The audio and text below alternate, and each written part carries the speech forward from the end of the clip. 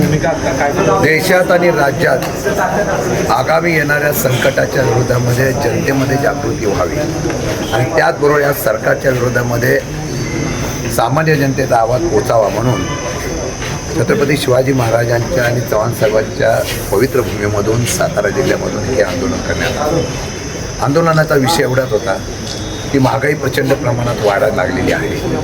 सामान्य लोकांना त्याची झळ पोचते.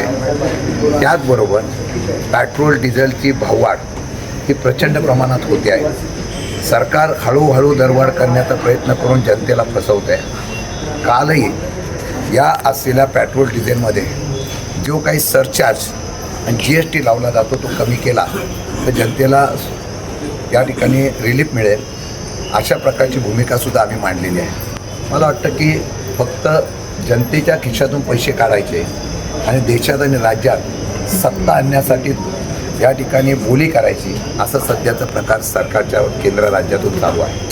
एका बाजूला जनता होरपळते, दुसऱ्या बाजूला पंतप्रधान परदेशात जात आहे. एका बाजूला जनता होरपळते आणि महाराष्ट्राची लोक दिल्लीमध्ये जाऊन शेतकऱ्यांच्या कांदा आणि साखरेच्या प्रश्नाचं नाव घेऊन फक्त विधान परिषदेच्या निवडणुकीचा जुगार खेळत आहे. बोली लावली जाते.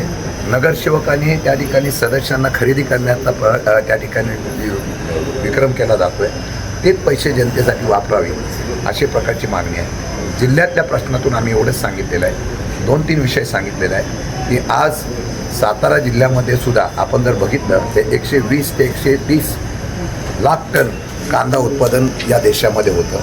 20 लाख टनापर्यंत आपण वापरतो आणि प्रक्रिया वगैरे